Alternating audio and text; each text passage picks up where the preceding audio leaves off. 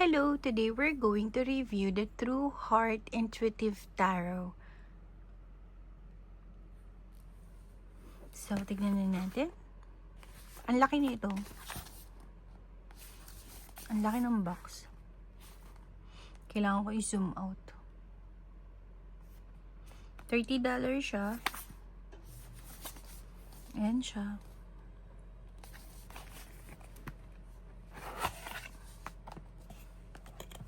Wow, yung book niya, book talaga.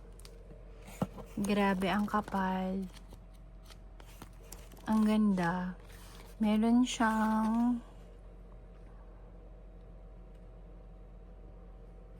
guide how to read tarot. Ayan.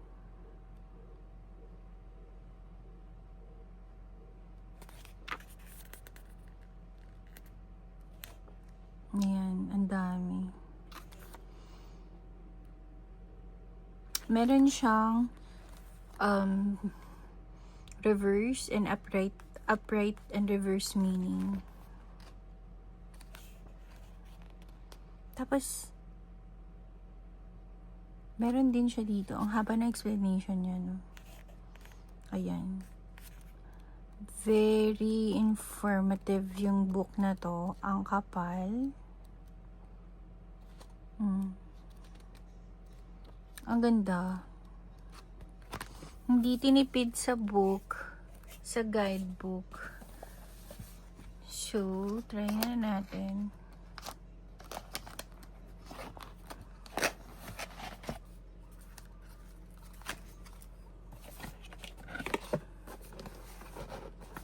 Set aside ko muna siya dito. And then, check muna natin yung quality ng card. Pa-square siya. Hindi siya standard size, no? Pa-square. Malapad. Pwede ba tayo mag-reverse? Yes, pwede. Reverse. Makapal siya na card. Ayan o, makapal siya. And medyo matte, pero matte na tipong hindi naman maiiwan sa kamay mo. Square siya, square. Malapad siya. Makapal, malapad. O, malaki na yung kamay ko, pero parang makikita mo na makapal talaga siya. Ang ganda ng texture din ng card. Hindi siya basta-basta magbe-bend. Hindi siya manipis. So, yan. Flip through tayo. Lalagay ko siya dito sa gilid. Kapag masyado mabilis, you can pause. Maglalagay ako ng music sa background.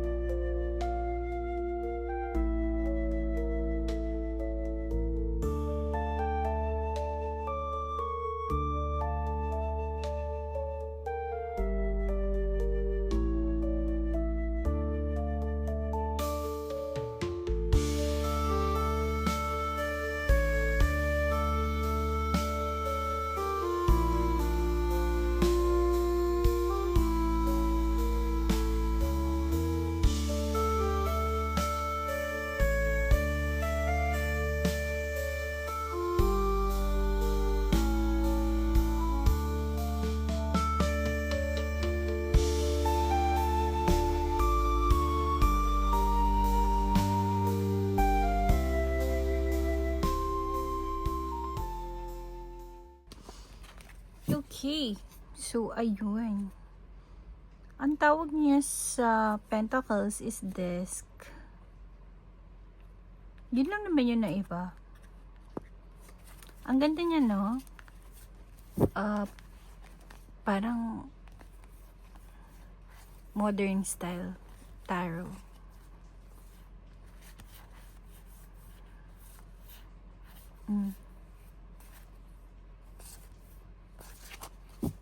Try natin siyang i-shuffle this way.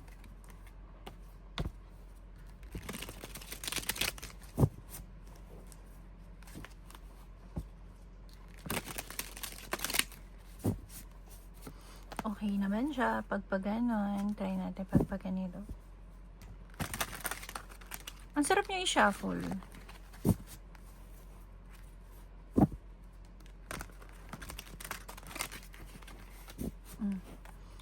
Pag ganito.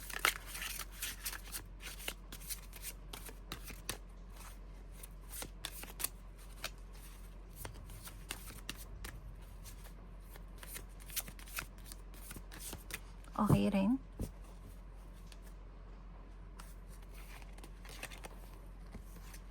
Ang sarap niya sa mata. I love it. Okay. So, for me, 10 out of 10. Ang ganda niya. I love it. Hindi nga lang siya standard size. Pero quality ng card, makapal. Worth ng pera talaga. Worth it. So, pati yung book niya, very informative. Ang kapal. Ang bigat pa. Kaya pala, ang bigat nito nung na-receive ko. So, yun. If you have any tarot in mind that you want me to review first, just let me know. I'll be happy to review it first kung available na siya. If not, I'll try my best to find it and then let's review it. Okay? So, see you in my next video. Bye!